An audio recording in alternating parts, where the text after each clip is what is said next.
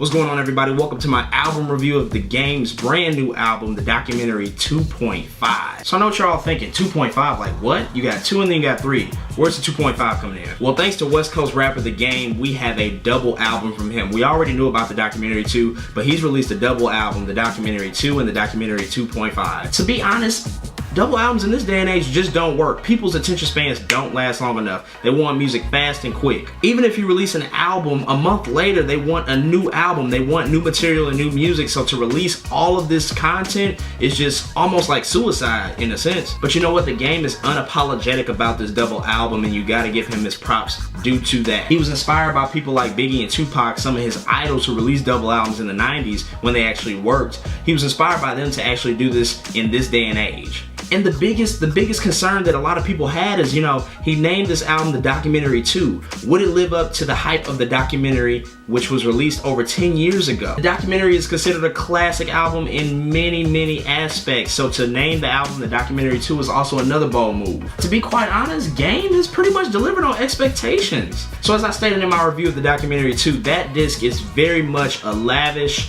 big production album. Just tell that The Game cashed out on his resources to get all the biggest names in hip-hop to be on that album, and I mean, it sounds incredible. Documentary 2.5 is like the complete opposite almost. See, that's not to say that he doesn't have big name artists on the album. He has big name artists on The Documentary 2.5. I mean, you're still getting people like Nas, Busta Rhymes, Lil Wayne, Schoolboy Q, J-Rock. Huge names in the industry. Will.i.am is on this disc as well. Still getting these big names on this second disc. However, as far as the sound of what The Game is actually talking about, it's different than The Documentary 2. So if I had to compare the two, The Documentary 2 sounds like the album that the label wanted him to make, but The Documentary 2.5 sounds like the album that he wanted to make. And what I mean by that is, it sounds a lot less commercial than the first disc. The first disc, like I said, has big production, has big guest artists, and it definitely has some commercial appeal with songs like 100 or Standing on Ferraris with Diddy.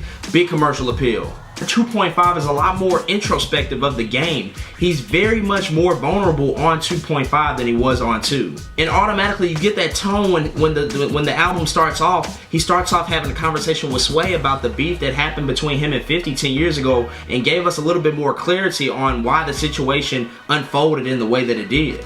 On 2.5, you also get a sequel to Like Father Like Son from the documentary, with Busta Rhymes again featured on Like Father Like Son 2. This time you get The Game talking about his relationship with his sons who have now grown up in age. You get him talking about his relationship as a father with them, and you know, the hardships he's had with finding a wife and that whole aspect, and just the relationship he has with his sons and how much he loves them.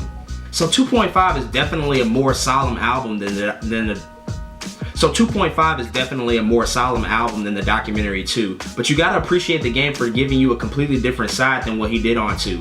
The Documentary 2 was a lot more braggadocious, but this album, like I said, is a lot more introspective and personal, letting us into The Game's life. I will say that I feel like The Documentary 2, The Game is a little bit more lyrically sharp on that album than he is on this album. He seems like he took a little bit of a step back lyrically, but he definitely took a step forward as far as letting audiences into his life and giving us more personal stories and testimonies to the things that he deals with. Just because he's more lyrically sharp on the first album, that doesn't mean that The Documentary 2.5 is necessarily inferior. It's a different album in its own right, and again, you have to appreciate The Game for giving you two completely separate projects, but still giving you so much content and so much music as a cohesive whole. I mean, The Documentary 2.5 is definitely The Game in full unapologetic mode. He's definitely uncompromising, and he steps out of the boundaries that have been set for him as far as West Coast goes. He takes it a step further beyond that and shows that he's more than just that, and he can be more as far as a rapper in the hip-hop game. Personally, I definitely prefer The Documentary 2 over 2.5. However, 2.5 is still a very solid album,